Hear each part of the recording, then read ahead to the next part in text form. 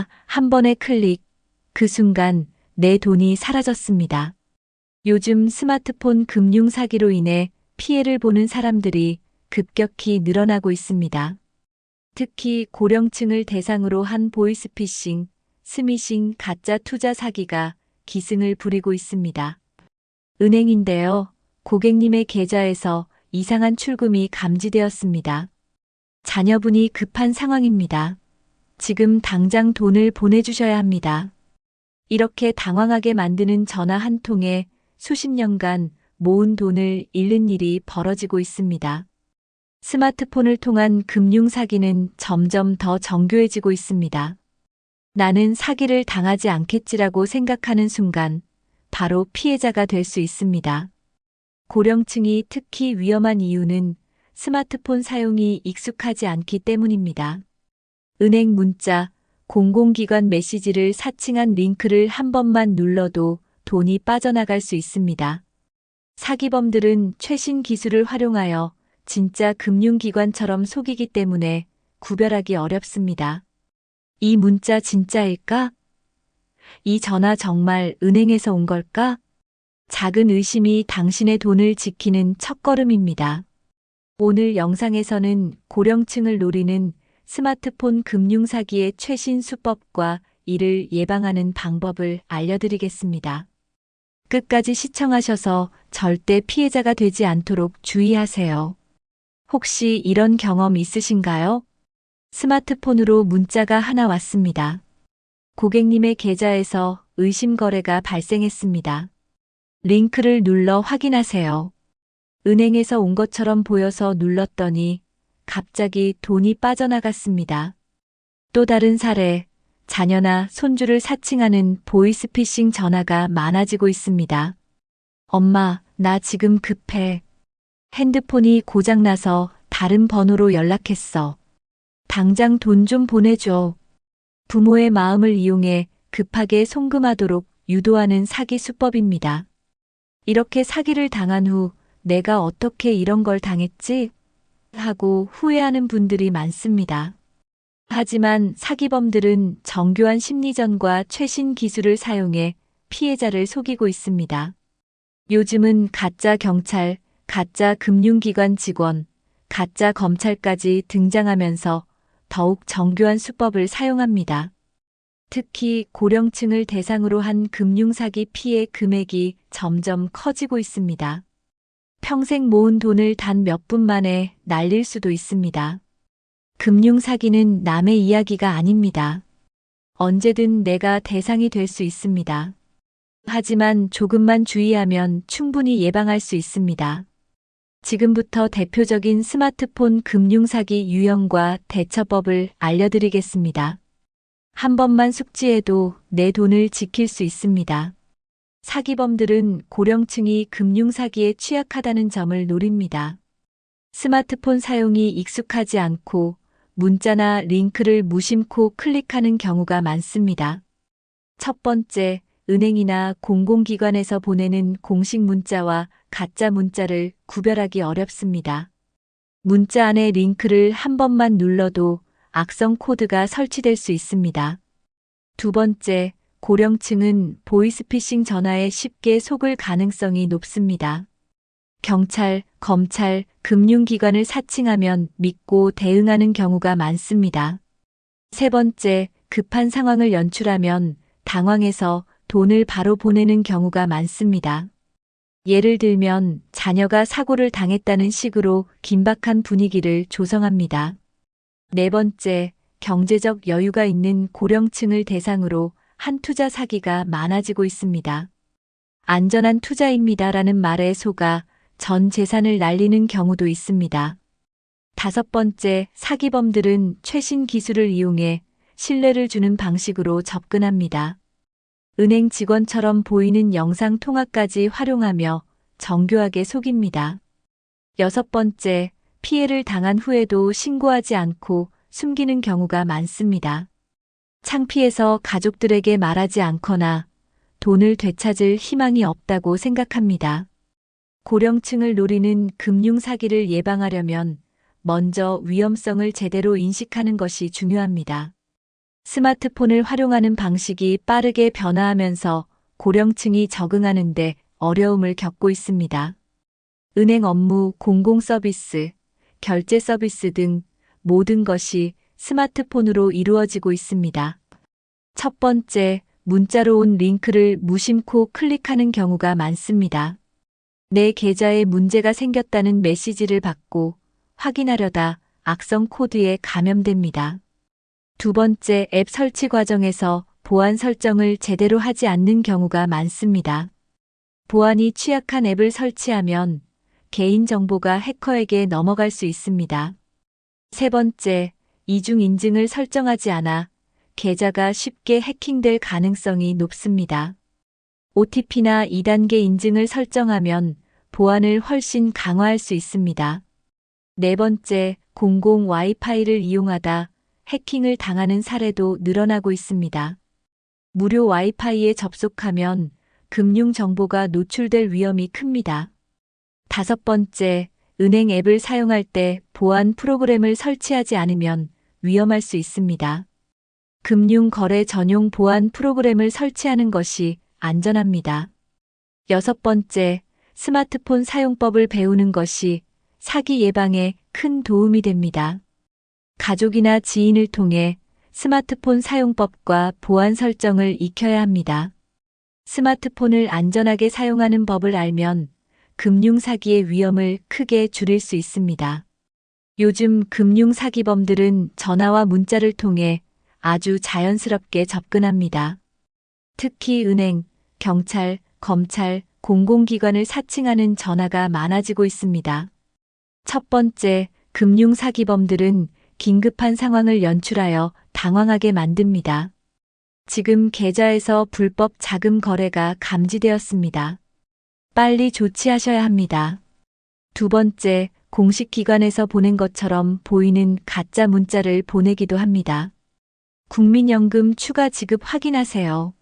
라며 링크를 클릭하도록 유도합니다. 세 번째, 문자 속 링크를 클릭하면 악성 코드가 설치되어 금융 정보가 유출됩니다. 스마트폰에 저장된 계좌번호, 비밀번호, 인증서까지 모두 해커에게 넘어갈 수 있습니다. 네 번째, 특정 앱을 설치하도록 유도하는 방식도 많습니다. 보안 점검을 위해 이 앱을 설치하세요라는 말에 속아 가짜 앱을 설치하는 경우도 있습니다. 다섯 번째, 보이스피싱 사기범들은 대화를 통해 신뢰를 얻으려 합니다. 금융기관 직원처럼 행동하며 피해자가 의심하지 않도록 합니다. 여섯 번째, 문자나 전화를 받으면 즉시 확인하는 습관이 필요합니다. 은행, 경찰, 검찰에서는 개인정보를 요구하는 전화를 하지 않습니다. 의심스러운 전화나 문자를 받으면 절대 대응하지 말고 즉시 차단해야 합니다. 보이스피싱은 가장 흔한 스마트폰 금융사기 유형 중 하나입니다. 전화 한 통으로 개인정보를 빼내거나 돈을 송금하도록 유도하는 방식입니다. 첫 번째, 금융기관이나 수사기관을 사칭하여 피해자를 속입니다. 여기는 경찰청입니다. 고객님의 계좌가 범죄에 연루되었습니다. 두 번째, 자녀나 가족을 사칭하는 전화도 많아지고 있습니다. 엄마, 나 급해. 핸드폰이 고장나서 다른 번호로 연락했어. 돈 좀 보내줘. 세 번째, 사기범들은 감정적인 압박을 통해 빠르게 송금을 유도합니다. 시간이 없습니다. 지금 당장 계좌 이체를 하지 않으면 계좌가 정지됩니다. 네 번째, 실제로 금융기관에서 이런 방식으로 전화를 하는 경우는 없습니다. 은행이나 경찰은 절대 전화로 송금을 요구하지 않습니다. 다섯 번째, 모르는 번호로 온 전화에서 돈을 요구하면 무조건 의심해야 합니다. 특히 해외 전화번호나 발신 번호가 숨겨진 전화는 조심해야 합니다. 여섯 번째, 보이스피싱 전화가 왔다면 즉시 끊고 금융감독원에 신고하는 것이 중요합니다. 신고하면 다른 피해자들을 막을 수 있습니다. 보이스피싱을 예방하는 가장 좋은 방법은 낯선 번호에서 온 전화는 대응하지 않는 것입니다. 스미싱은 문자 메시지를 이용한 스마트폰 금융 사기입니다. 문자 속 링크를 클릭하면 개인정보가 해커에게 넘어가는 방식입니다. 첫 번째, 공식 기관을 사칭한 문자 메시지가 대표적인 수법입니다. 택배 배송 확인하세요. 국민연금 추가 지급 신청하세요. 같은 문자가 대표적입니다. 두 번째, 링크를 클릭하는 순간 스마트폰이 해킹될 수 있습니다. 악성 코드가 설치되면 은행 앱에 저장된 개인 정보까지 유출될 수 있습니다. 세 번째, 메시지에 포함된 링크는 절대 클릭하지 않는 것이 원칙입니다. 특히 출처가 불분명한 문자 메시지는 반드시 삭제하는 것이 좋습니다. 네 번째, 의심스러운 문자를 받으면 직접 해당 기관에 확인해야 합니다. 공식 홈페이지나 고객센터에 전화를 걸어 메시지가 진짜인지 확인하는 것이 안전합니다. 다섯 번째, 스마트폰 보안 설정을 강화하면 스미싱 피해를 예방할 수 있습니다. 출처를 알 수 없는 앱 설치를 차단하고 보안 프로그램을 업데이트해야 합니다. 여섯 번째, 스미싱 예방을 위해 가족들과도 정보를 공유하는 것이 중요합니다. 특히 부모님이나 어르신들에게 스미싱의 위험성을 알려야 합니다. 스미싱을 예방하는 가장 좋은 방법은 문자 속 링크를 절대 누르지 않는 것입니다. 최근 고령층을 대상으로 한 투자 사기가 급증하고 있습니다. 안전한 투자입니다. 은행보다 높은 수익을 보장합니다. 첫 번째, 사기범들은 금융 전문가처럼 행동하며 신뢰를 얻으려 합니다. 저는 금융 전문가입니다. 저만 따라오시면 확실한 수익을 보장합니다. 두 번째, 주식, 코인, 부동산 투자 사기가 많아지고 있습니다. 최소 투자 금액만 맡기시면 매달 일정한 수익을 드립니다. 세 번째, 이들은 초기에 작은 수익을 주면서 신뢰를 쌓습니다. 그러나 결국 큰 돈을 투자하게 만든 후 사라지는 방식입니다. 네 번째, 고수익을 보장한다면 반드시 의심해야 합니다. 금융기관도 확실한 수익을 보장할 수는 없습니다. 다섯 번째, 정식 등록된 금융사인지 반드시 확인해야 합니다. 금융감독원이나 한국은행 홈페이지에서 공식 등록 여부를 조회할 수 있습니다. 여섯 번째, 투자 결정을 내리기 전에 가족이나 전문가와 상의하는 것이 중요합니다. 혼자 결정하지 말고 신뢰할 수 있는 사람들과 상담해야 합니다. 고수익을 미끼로 한 투자는 99% 사기입니다. 절대 속지 마세요. 사기범들은 고령층을 속이기 위해 긴급한 상황을 조작하는 방법을 자주 사용합니다. 사람은 급박한 상황에서는 이성적인 판단보다 감정적으로 반응하기 쉽기 때문입니다. 첫 번째, 가족을 사칭하여 돈을 보내도록 유도하는 수법이 대표적입니다. 엄마, 나 지금 큰 사고를 당했어. 병원비가 필요해. 빨리 보내줘. 두 번째, 은행 직원처럼 가장하여 계좌가 위험하다고 속이는 경우도 많습니다. 고객님의 계좌에서 불법 자금 거래가 감지되었습니다. 계좌 보호를 위해 지금 즉시 송금해 주세요. 세 번째, 급한 상황을 조성하여 빠른 결정을 하도록 유도합니다. 시간이 없습니다. 지금 돈을 보내지 않으면 계좌가 정지됩니다. 네 번째, 자신이 직접 확인할 시간조차 주지 않고 빠르게 행동하게 만듭니다. 지금 통화 중이니까 직접 은행에 전화하지 마세요. 우리가 도와드릴게요. 다섯 번째, 피해자는 너무 급해서 가족이나 지인에게 확인할 생각조차 못하게 됩니다. 이런 식으로 당황한 상태에서 돈을 보낸 후에야 사기였다는 사실을 깨닫게 됩니다.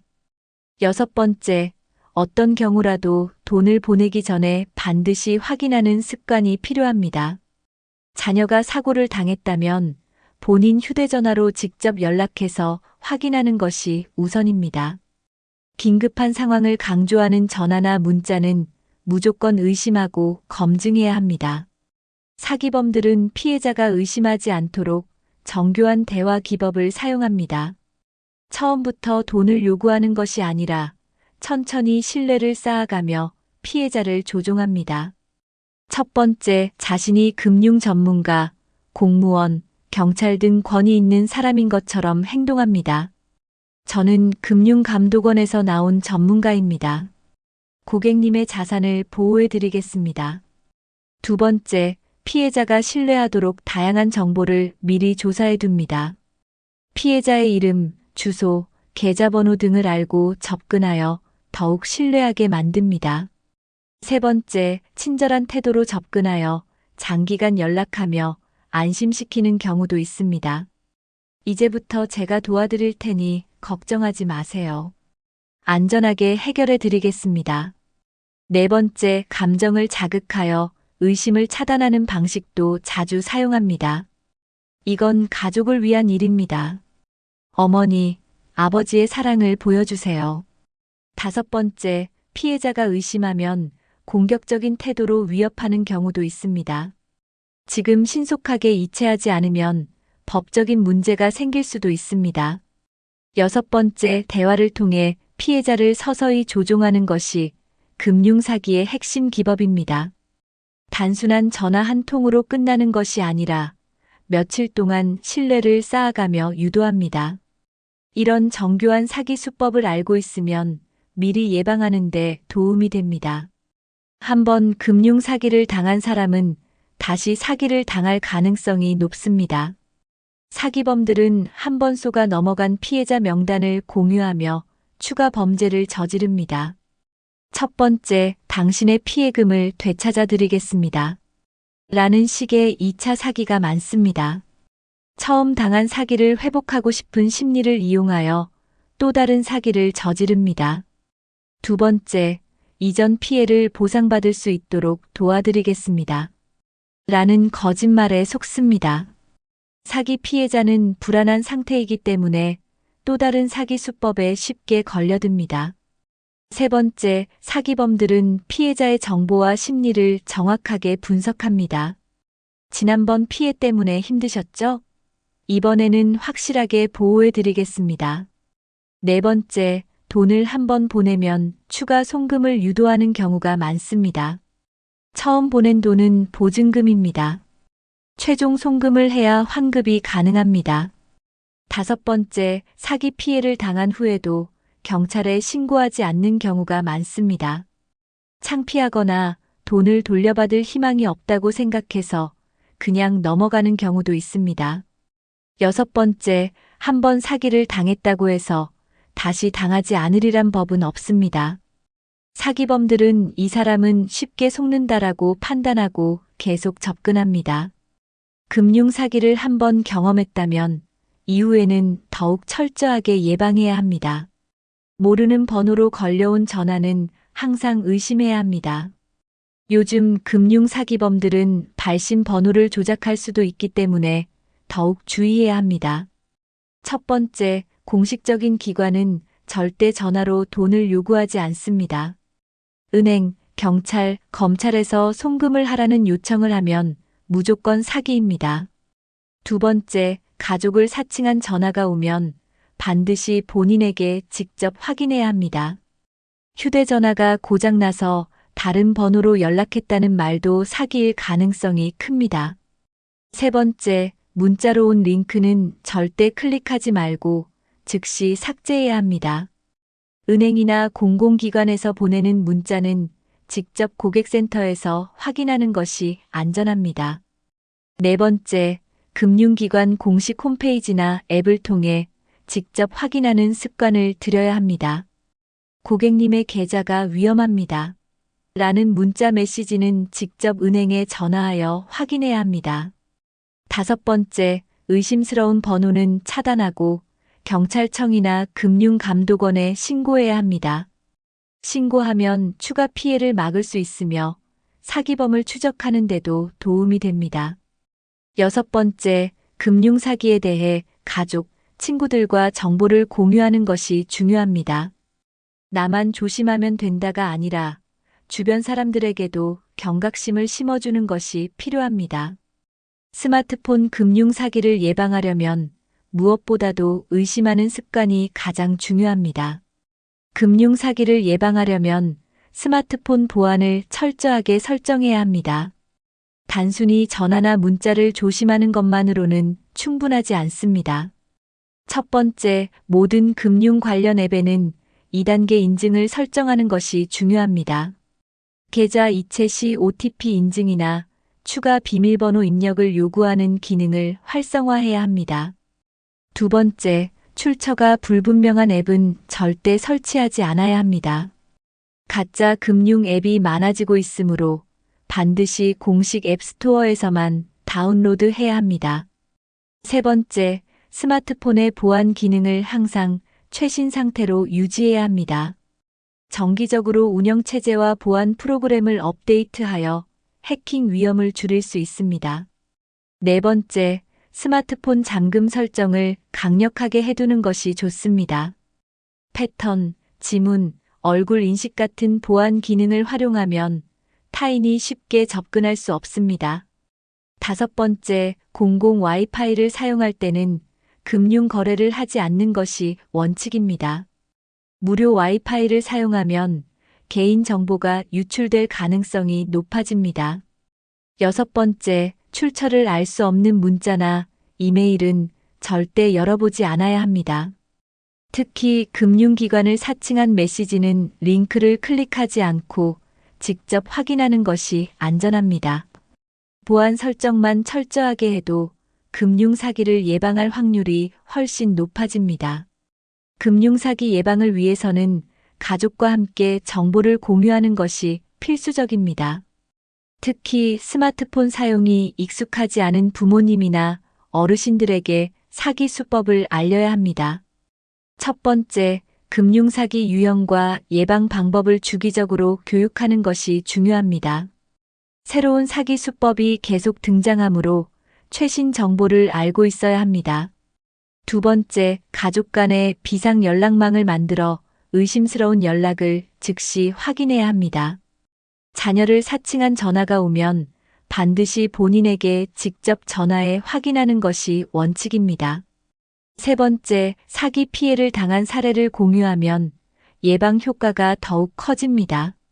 주변에서 금융 사기를 당한 사례를 듣고 경각심을 가지면 비슷한 상황에서 대처할 수 있습니다. 네 번째, 문제가 생겼을 때 바로 상담할 수 있는 금융기관 연락처를 저장해 두어야 합니다. 은행 고객센터, 금융감독원, 경찰서 연락처를 저장해 놓으면 즉각 대응할 수 있습니다. 다섯 번째, 어르신들이 쉽게 이해할 수 있도록 간단한 설명을 해주는 것이 효과적입니다. 너무 어렵게 설명하면 이해하기 어려워지고 결국 경각심이 낮아질 수 있습니다. 여섯 번째, 스마트폰 사용법을 익히는 것도 사기 예방에 큰 도움이 됩니다. 가족들이 스마트폰 보안 설정과 안전한 사용법을 가르쳐주면 피해를 줄일 수 있습니다. 가족, 지인과 금융사기 정보를 공유하면 예방 효과가 더욱 강력해집니다.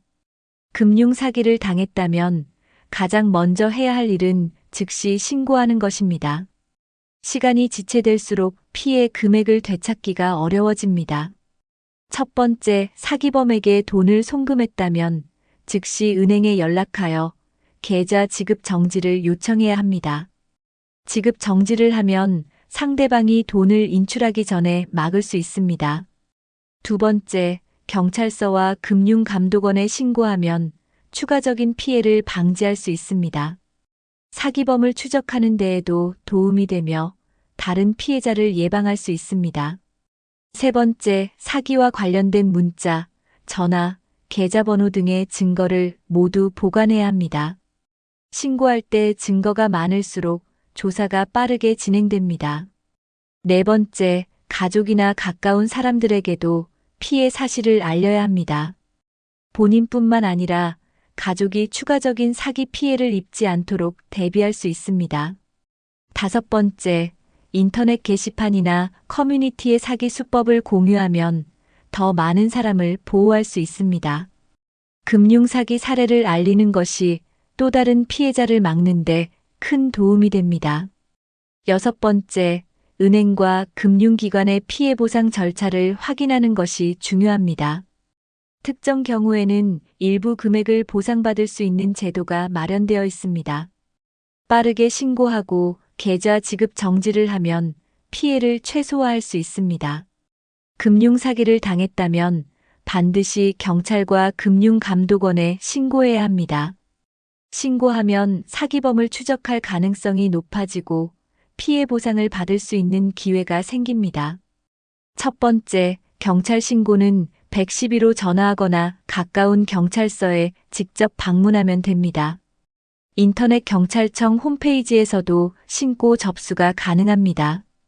두 번째, 금융감독원에 신고하려면 1332 금융사기 신고센터로 전화하면 됩니다.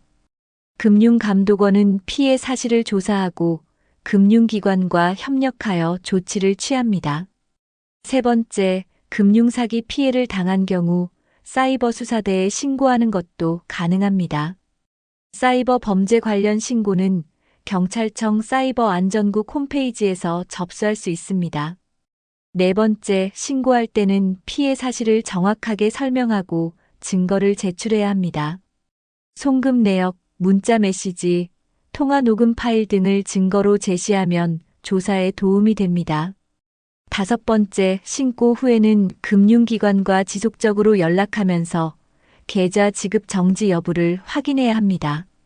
지급 정지 조치가 빠르게 이루어지면 돈을 돌려받을 가능성이 커집니다.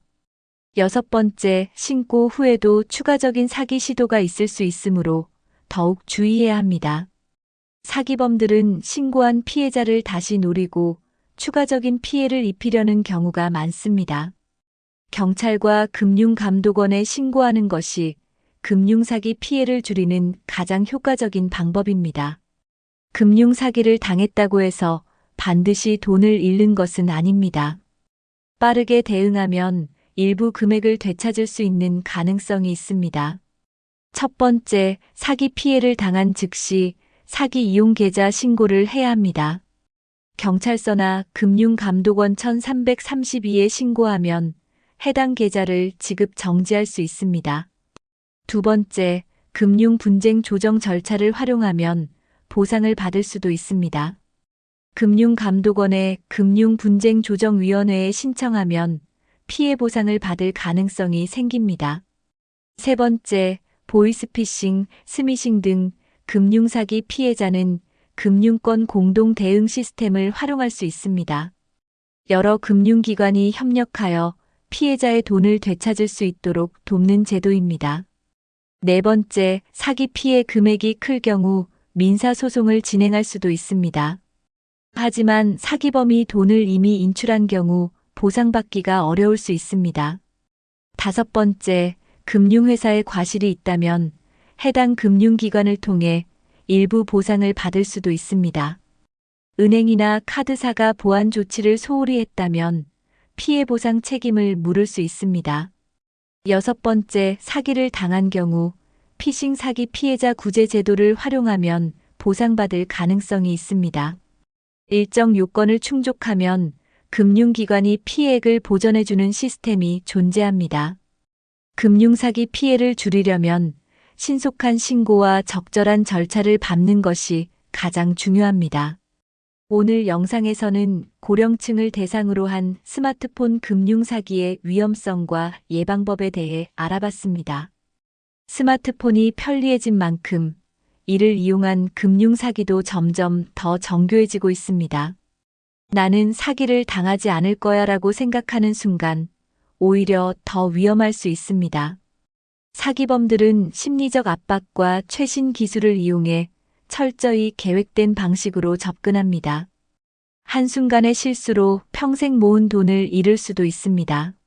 하지만 의심하는 습관을 기르고 예방책을 실천하면 금융사기를 충분히 막을 수 있습니다.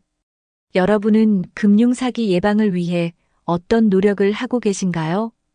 혹시 주변에서 금융사기 피해를 당한 사례가 있다면 댓글로 공유해 주세요. 실제 사례를 공유하면 더 많은 사람이 금융사기를 예방할 수 있습니다.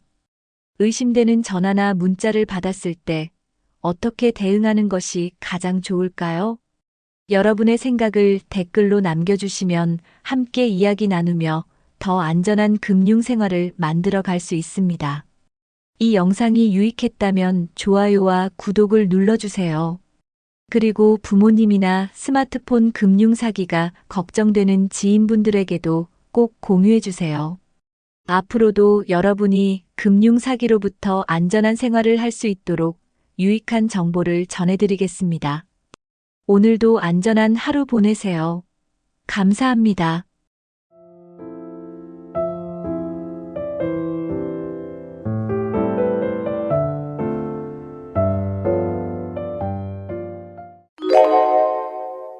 노년기 최고의 복은 무엇일까요? 나이 들면 사람들이 가장 많이 하는 말이 있습니다. 그래도 건강해야 복이지. 혹은 자식 잘 되면 그게 복이지. 이런 말도 많이 들리죠. 맞는 말입니다. 다 귀한 복이죠. 그런데 진짜 노년의 복, 그건 살아본 사람만 압니다. 겉으로 보기에 부러운 인생도 속을 들여다보면 꼭 그렇지만은 않거든요. 자식 잘 돼도 외롭고 돈 많아도 허전하고 건강해도 허무한 분들도 있습니다. 그래서 오늘은 물어보려 합니다. 노년기 진짜 복은 무엇일까요? 그 답을 찾기 위해 수많은 어르신들의 이야기를 들어봤습니다. 공통적으로 나오는 몇 가지가 있었고 고개를 끄덕이게 만드는 것들이었어요. 지금부터 그 6가지 하나하나 함께 나눠보겠습니다. 이 중 단 하나만 갖고 있어도 인생이 훨씬 따뜻해질 수 있습니다. 마음 편히 듣고 천천히 생각해 보셔도 좋습니다. 진짜 복은 우리 가까운 곳에 있을지도 모릅니다. 나이가 들면 병원은 자주 가게 됩니다.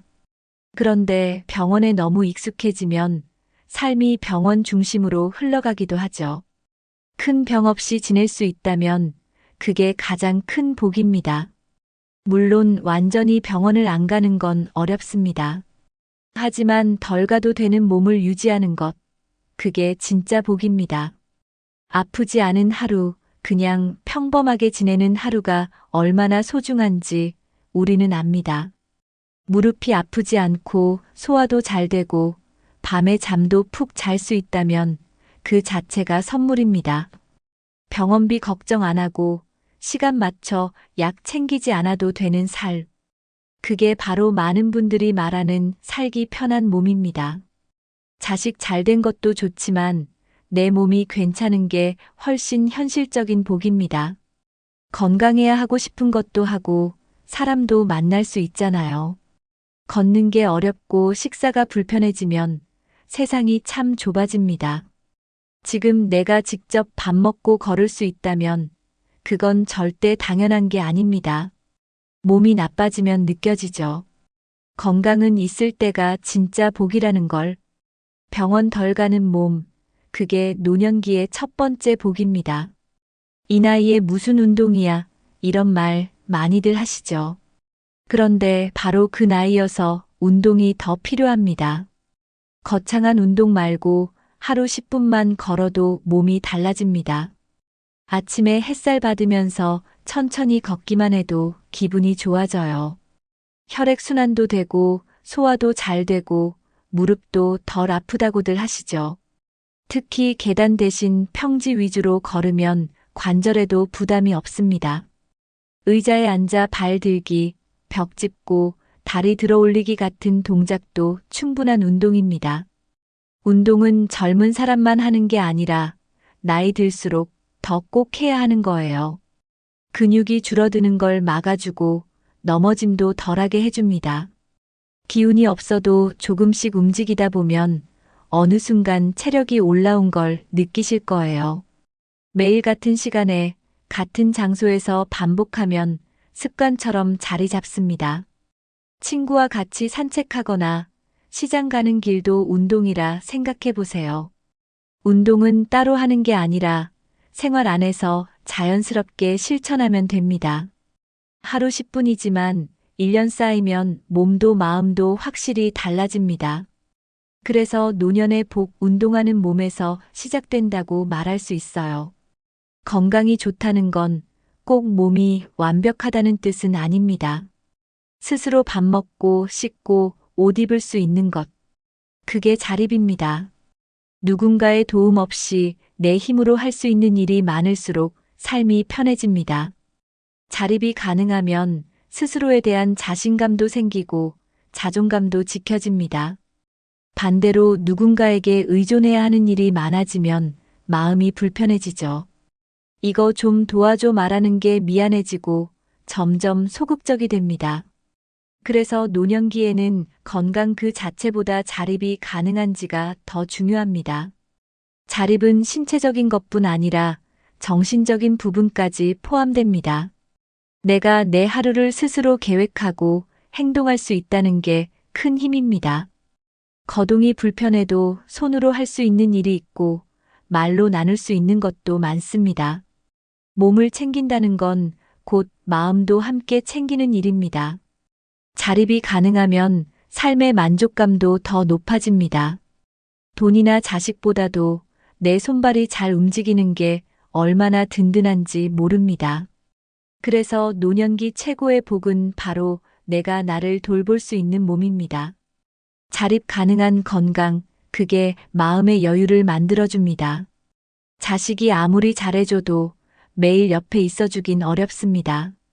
바쁘게 사는 자식들에게 모든 기대를 걸긴 힘들죠. 그런 의미에서 가까이 사는 이웃은 때론 자식보다 더 큰 위로가 됩니다. 매일 마주치며 안부를 나누는 사람, 그게 곁에 있는 복이죠. 오늘은 날씨가 좋네요. 어젯밤에 비 많이 왔어요. 이런 짧은 인사 한마디가 마음을 녹입니다. 정 많고 넉넉한 이웃 하나 있으면 외로움이 훨씬 덜하다는 어르신도 많습니다. 혼자 사는 집에서 문 열면 바로 말할 수 있는 사람이 있다는 것. 그게 어떤 때는 가족보다 더 따뜻하게 느껴지기도 합니다. 자식은 마음으로 가깝고 이웃은 삶으로 가깝다고들 하죠. 곁에 말 한마디 건넬 수 있는 이웃이 있다는 건 분명한 복입니다. 대단한 관계가 아니어도 좋습니다. 그냥 인사 나눌 수 있는 사이면 충분하죠. 함께 밥을 먹지 않아도 대화 한마디면 마음이 놓이는 사람이 있습니다. 하루에 한 번이라도 누군가와 눈을 마주칠 수 있다는 건 아주 큰 위안입니다. 나이 들수록 사람보다 마음이 그립고 말 한마디가 더 소중해집니다. 그래서 노년기 복 중 하나는 곁에 말을 건넬 이웃이 있는 것입니다. 나이가 들면 친구가 더 중요해진다는 말을 많이들 하죠. 어릴 때는 함께 뛰어놀고 젊을 때는 고민을 나누던 사이. 그런 친구가 나이 들어서까지 곁에 있다는 건 정말 큰 복입니다. 하루에 한 번 전화하는 친구, 가끔 만나 차 한 잔 마시는 친구. 그 존재 하나만으로도 외로움이 줄어듭니다. 말이 잘 통하고 눈빛만 봐도 마음을 읽는 친구가 있다는 건 축복이죠. 자식에게는 말 못할 이야기도 친구에겐 솔직하게 털어놓을 수 있습니다. 함께 웃고 함께 걱정하고 때론 함께 눈물 흘리는 사이. 그런 친구 하나만 있어도 세상에 덜 외로워집니다. 바쁘지 않게, 급하지 않게, 그냥 안부 한마디로 이어지는 관계가 진짜 깊은 친구입니다. 젊을 땐 친구가 많았지만 나이 들면 결국 곁에 남는 사람은 몇 안 되죠. 중요한 건 숫자가 아니라 진심으로 통하는 친구가 한 사람이라도 있는가입니다. 매일 안부를 나눌 수 있는 친구, 그건 마음의 건강입니다. 관계는 나이 들어도 새로 만들 수 있습니다. 친구 하나, 마음 하나 나눌 수 있는 사람. 그게 노년의 진짜 복입니다. 요즘 혼자 지내는 어르신들이 참 많습니다. 하지만 혼자라고 해서 꼭 외로운 건 아닙니다. 외로움은 사람 수보다 마음이 닿는 관계가 있느냐 없느냐에 달려있죠. 혼자 사는 집에서도 사람과 연결돼 있으면 외롭지 않습니다. 이웃과 한마디, 친구와 안부 전화, 동네 산책길의 인사. 이런 작고 사소한 연결이 삶을 따뜻하게 만들어줍니다. 요즘은 전화도, 문자도, 영상통화도 어렵지 않게 할 수 있습니다. 기술이 발전한 만큼 혼자 살아도 연결되는 방법은 많습니다. 소모임이나 동네 프로그램도 잘 찾아보면 은근히 많죠. 누군가와 마음 나눌 수 있는 연결고리 하나만 있어도 세상이 넓어집니다. 나를 반겨주는 얼굴 하나, 기다려주는 전화 한 통이 삶의 힘이 됩니다. 혼자 사는 건 괜찮습니다. 하지만 마음까지 혼자 두진 마세요. 혼자여도 소통하는 사람이 있다면 외롭지 않습니다. 나이가 들어도 누구든 관계 맺고 대화할 수 있는 능력이 있습니다. 그래서 마음을 나눌 수 있는 누군가가 곁에 있다면 그것만으로도 큰 복입니다. 돈이 다는 아니지만 없으면 마음이 불편해집니다. 나이 들수록 큰 돈보다 작은 돈이 더 소중하게 느껴지죠. 병원 갈 때, 약 살 때, 간단한 생필품 살 때 꼭 필요합니다. 자식에게 손 벌리지 않고 쓸 수 있는 돈, 그게 진짜 여유입니다. 돈이 많다고 꼭 행복한 것도 아니고 적다고 무조건 불행한 것도 아닙니다. 중요한 건 필요할 때 쓸 수 있는 돈이 있는가입니다. 그 돈이 있으면 마음이 든든해지고 행동도 자유로워집니다. 친구와 밥 한 끼, 손주 용돈 한 장. 그게 삶의 기쁨이기도 합니다. 많지 않아도 내 생활을 지킬 수 있다면 충분합니다. 자식에게 부담 주지 않고 내 삶을 내 손으로 운영할 수 있다는 만족감. 결국 노년기엔 돈의 액수보다도 쓸 수 있는 자유가 더 중요합니다. 그래서 욕심 없이 내게 필요한 만큼만 갖고 있는 게 지혜입니다. 없는 걱정보다 있는 감사에 집중하면 마음이 더 편해집니다. 돈이 많아도 불안한 사람 있고 적어도 평온한 사람 있습니다. 결국 돈의 복은 적당히 있고 잘 쓸 줄 아는 마음에 달려 있습니다. 커다란 소비보다 일상 속 작은 소비가 주는 행복이 더 오래갑니다. 시장에서 과일 하나 사 먹는 기쁨, 커피 한 잔 사서 산책하는 여유. 이런 사소한 소비들이 삶의 생기를 불어넣습니다. 누군가에게는 별거 아닐 수 있지만 나에겐 하루의 행복이 됩니다. 옷 하나, 모자 하나 새로 사 입는 것만으로도 기분이 달라지죠. 소비는 내 기분을 바꾸고 내 삶의 의미를 더해줍니다. 꼭 필요한 곳에 내가 원해서 쓰는 돈이 가장 기분 좋습니다. 손주에게 작은 간식 하나 사주는 것만으로도 뿌듯하잖아요. 큰 돈 없이도 웃을 수 있는 방법은 많습니다. 중요한 건 내가 나를 위해 쓰는 마음입니다. 누군가를 위해서가 아니라 나를 위한 소비도 필요합니다. 매일 똑같은 하루지만 작은 소비 하나로 새로운 하루가 됩니다. 아끼는 것도 좋지만 때로는 써야 할 때 제대로 쓰는 게 더 현명하죠. 그런 지출이 쌓이면 삶의 질도 조금씩 높아집니다. 작게 쓰지만 크게 행복한 소비, 노년기엔 그게 진짜 복입니다. 돈을 가진 사람은 많지만 돈을 잘 쓰는 사람은 생각보다 적습니다. 나이 들어도 여전히 돈을 쌓아두기만 하는 분들도 계시죠.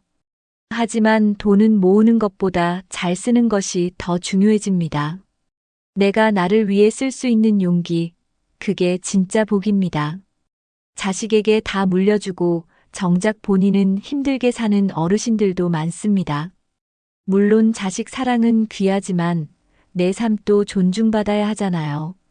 돈을 쓰는 건 나를 아끼는 마음의 표현이기도 합니다. 여행 한 번, 외식 한 끼, 좋아하는 물건 하나 사는 것.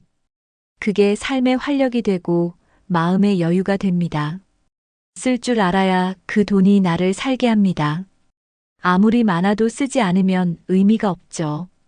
돈은 남기기보다 남기지 않는 게 지혜일 수도 있습니다. 나를 위해 나답게 쓸 수 있을 때 그게 복이 됩니다. 돈의 진짜 가치는 얼마나 가졌는가가 아니라 어떻게 쓰는가입니다. 노년기, 돈을 쓸 줄 아는 사람은 마음까지 부자입니다.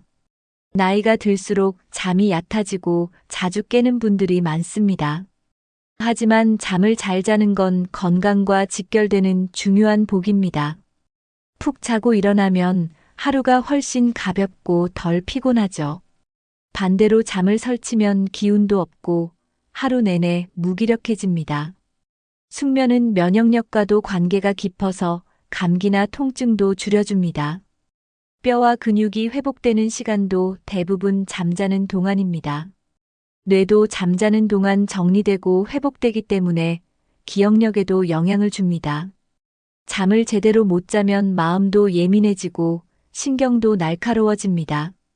그래서 노년기에는 숙면을 위한 생활 습관이 더 중요합니다.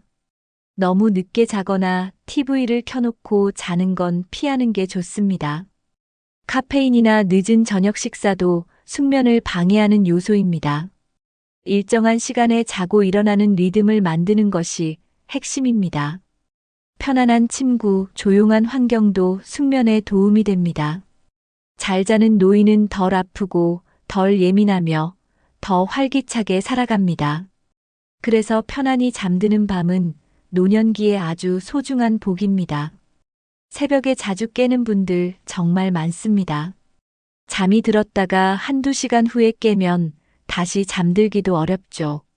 원인은 다양하지만 나이 들수록 수면 호르몬 분비가 줄어드는 것도 한몫합니다. 또 낮에 활동이 부족하거나 낮잠을 오래 자면 밤잠이 얕아집니다. 화장실 가는 것도 주요 원인 중 하나입니다. 자기 전 물 마시는 양을 줄이면 도움이 될 수 있습니다.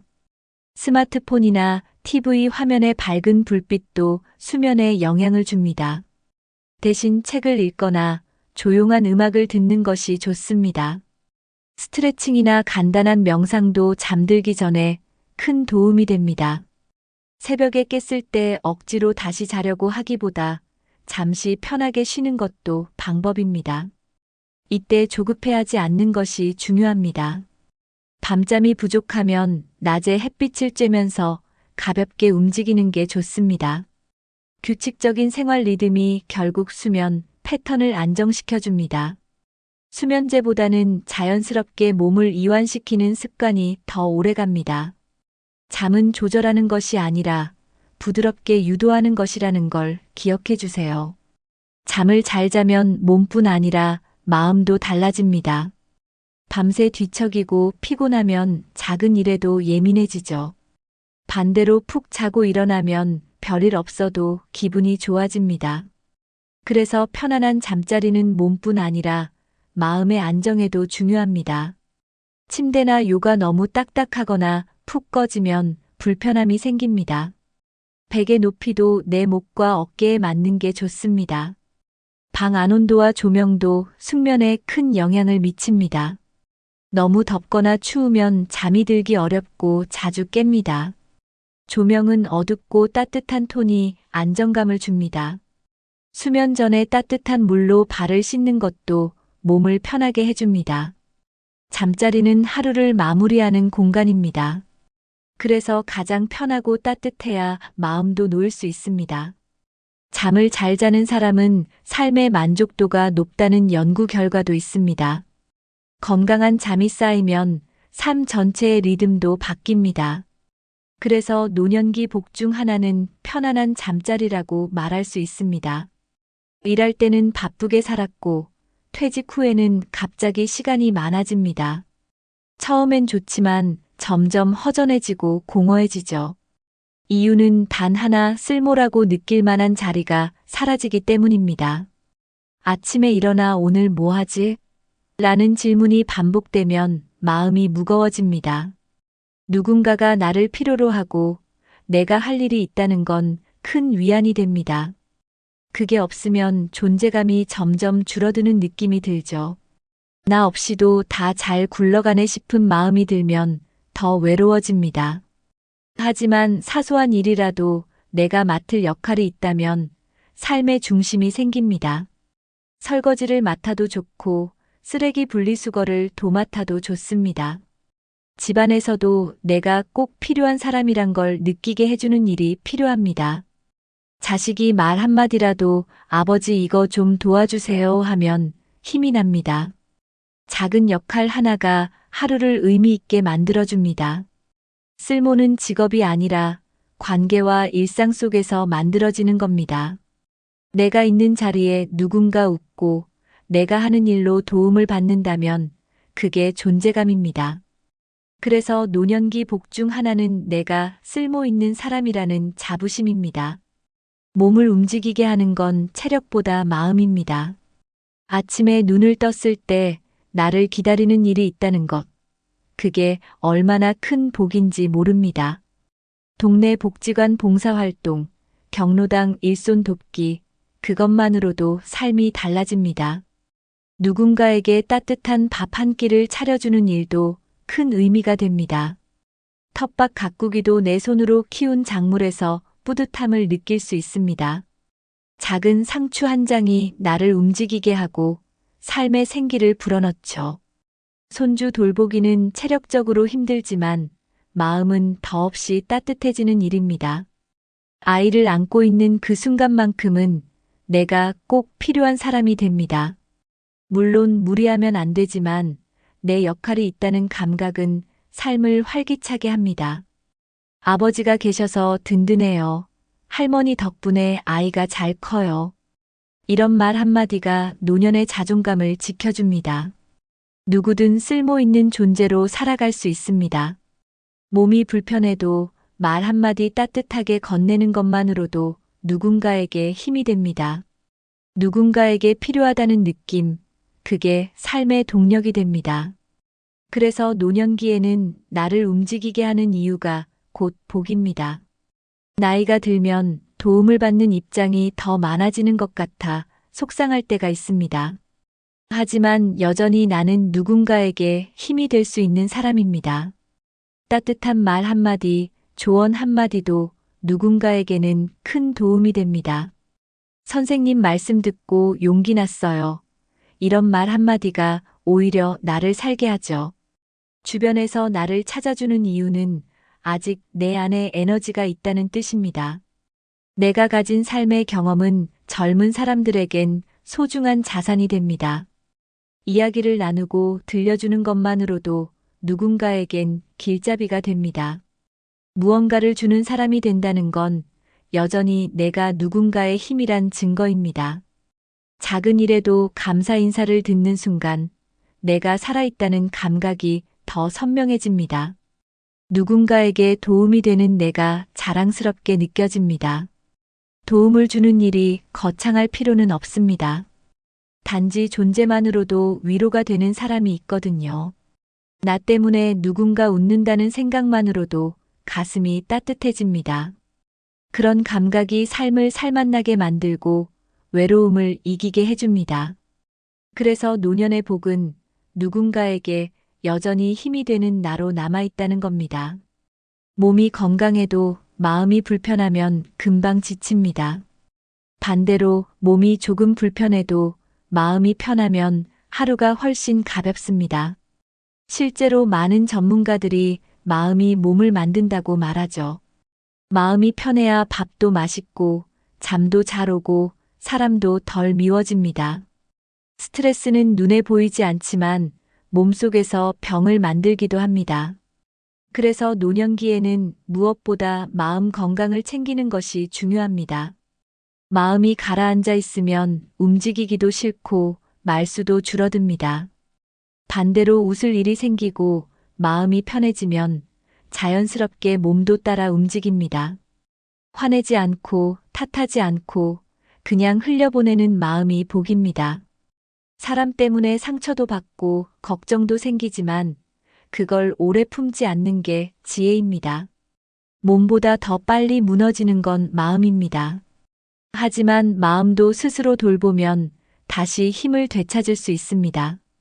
좋은 책을 읽고 좋은 음악을 듣고 따뜻한 말 한마디에 귀 기울이세요. 마음이 따뜻하면 사람도 따뜻하게 느껴집니다. 그래서 노년기 최고의 건강은 결국 편안한 마음에서 시작됩니다. 나이가 들수록 큰 기쁨보다 작은 감동이 더 소중해집니다. 창밖에 핀 꽃을 보고 웃을 수 있는 마음, 그게 여유입니다. 손주가 웃는 모습 하나에도 하루가 즐거워집니다. 따뜻한 차 한 잔, 햇살 좋은 날 산책하는 기분. 이런 사소한 순간들이 마음을 채워줍니다. 나이가 든다는 건 그런 소소한 기쁨을 더 잘 느낄 수 있다는 뜻입니다. 세상을 느긋하게 바라보며 그 안에서 감사를 찾는 능력. 바쁘게 살던 시절엔 몰랐던 행복이 이제는 눈에 들어옵니다. 누군가의 친절한 한마디, 지나가는 아이의 인사. 그 작은 것 하나에도 마음이 따뜻해지는 걸 느낄 수 있습니다. 그런 마음이 있는 사람은 얼굴에도 빛이 납니다. 자주 웃는 사람 곁엔 사람도 자연스럽게 모입니다. 눈물보다 웃음이 많은 노년, 그게 진짜 행복 아닐까요? 감동할 줄 아는 마음은 살아있다는 증거입니다. 그래서 작은 것에 웃을 수 있는 마음이 노년의 진짜 복입니다. 젊었을 땐 몸이 자산이었지만 나이 들수록 마음이 자산이 됩니다. 결국 어떤 마음으로 살아가느냐가 삶의 질을 결정하죠. 원망하는 마음은 사람을 지치게 만들고 감사하는 마음은 사람을 살게 만듭니다. 같은 상황인데도 마음에 따라 전혀 다른 삶이 펼쳐집니다. 이만하면 됐지라는 말은 단순한 포기가 아니라 큰 깨달음입니다. 나보다 더 가진 사람을 부러워하면 끝이 없습니다. 하지만 나보다 부족한 상황에서도 웃는 사람을 보면 마음이 고요해집니다. 감사는 돈도 시간이 많이 드는 것도 아닙니다. 지금 있는 것에 고마워하는 마음, 그게 삶을 풍요롭게 만듭니다. 마음이 복인 사람은 늘 따뜻한 말을 하고 얼굴도 부드럽습니다. 그런 사람 옆에 있으면 나도 편안해지죠. 그래서 결국 노년기 최고의 복은 마음이 편한 사람이 되는 겁니다. 누구나 그렇게 늙어가고 그렇게 아름다워질 수 있습니다. 마음 하나 다스리는 것이 인생의 끝자락을 빛나게 만들어줍니다. 오늘 이야기 잘 들으셨나요? 많은 사람들이 노년기 최고의 복하면 돈이나 건강을 먼저 떠올립니다. 물론 그것도 참 중요하지만 정작 살아보면 더 소중한 것들이 있습니다. 스스로 움직일 수 있는 몸, 말 나눌 사람이 있는 일상, 적당히 쓸 수 있는 돈, 편안한 잠자리, 누군가에게 쓸모 있는 존재감, 그리고 무엇보다 원망 대신 감사로 하루를 채우는 따뜻한 마음. 이 6가지가 바로 노년기에 꼭 필요한 진짜 복 아닐까요? 많지 않아도 크지 않아도 지금 곁에 있는 이 복들을 지켜나가는 게 중요합니다. 누구에게나 이 6가지 중 하나쯤은 분명히 있을 거예요. 그걸 잃지 않고 더 키워가는 삶이 바로 지혜로운 노년이겠죠. 오늘 들으신 6가지 복 중에서 여러분이 가장 공감된 것은 무엇이었나요? 또 지금 내 곁에 있는 소중한 복은 무엇인지 생각해 보셨나요? 댓글로 여러분의 생각을 나눠주시면 다른 시청자분들께도 큰 울림이 될 거예요. 혹시 영상이 마음에 드셨다면 좋아요와 구독, 그리고 주변 분들과의 공유도 부탁드립니다. 여러분의 진짜 복을 응원합니다. 오늘도 따뜻한 하루 되시고 다음 영상에서 또 인사드릴게요. 감사합니다.